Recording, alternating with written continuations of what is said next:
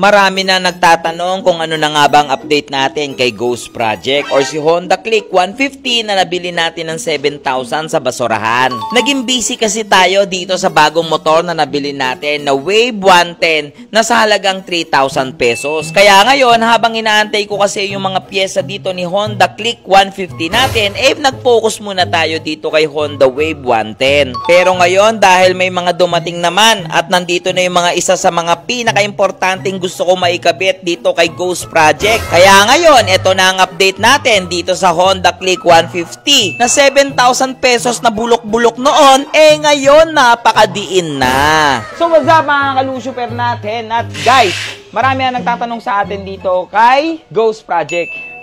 Ayun si Ghost pa rin, natenga. Marami kasi na nagsasabi, bakit daw mas pinocus natin si Wave 110? Ba't marami tayong biniling pyesa sa kanya at siya? Guys, pares lang naman yun nagkataon na mas maraming pyesa si Wave. Kung ano yung pyesa na meron akong hawak, yun yung mauuna talaga. Pero ngayon guys, may dumating akong pyesa. So guys, ito, hiniram lang kasi ito kay Kuya Russell. So Kuya Russell, maraming salamat sa serbisyo niyan. Papalitan na natin. Eto na, So mga kalusuper natin, ito ang Motaro CNC Mag. Isa itong si Motaro pagdating talaga sa usapang budget na pero matibay pa. CNC swing arm para sa Click 150 at Click 125. Meron din tayo pang NMAX niyan at meron din pang Aerox. Siyempre, available yan dito sa ating shop, BCK Garage. Kaya ito, inabot na natin kay Kuya Russell at excited na rin ako ikabit dito kay Ghost Project. Para naman mabalik na natin kay Kuya Russell yung mga hiniram nating pyesa sa kanya. Nakakahiya na rin kasi medyo matagal na rin nung hiniram natin itong swing arm sa kanya. Ngayon, mapapalitan na natin. Sheesh, nilapat pa lang yan pero kitang-kita ninyo, ang laki talagang nang nababago nito sa motor natin. Kaya ano pang inaantay nyo? Magpalit na rin kayo ng ganito. Gondo! Meron tayo niyan dito sa shop. Sa mga gusto, punta lang kayo. Murang-mura lang yan, Motaro. So, ayan tingnan nyo. Ngayon, hindi pa tayo dyan natatapos. Siyempre, itong pipe natin na power pipe na to, Kuya Russell. Thank you sobra din dito, pagpapahiram yan. Pinahiram lang din kasi tayo ni Kuya Russell, Ngayon kasi, kakabitan na natin yan ng GP2.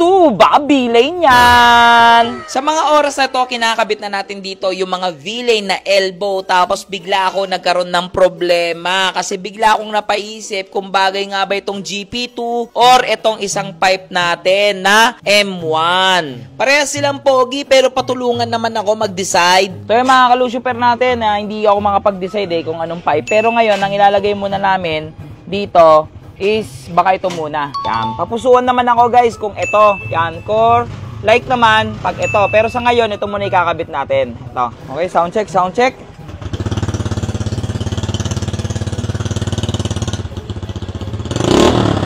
Wait, power pipe, no? Guys, ito yung sounds niya. Pakinggan nyo. Ito yung with silencer.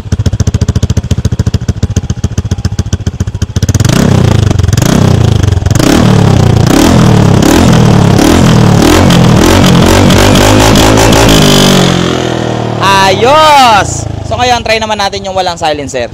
Try natin!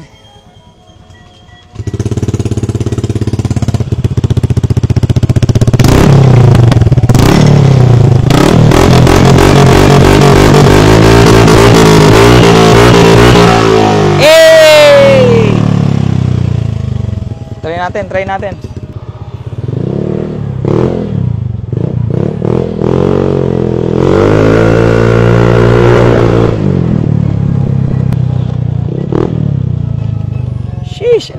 Tulin, lumabas yung power. Arm Rayong, try mo muna Arm Rayong. Si Arm Rayong naman.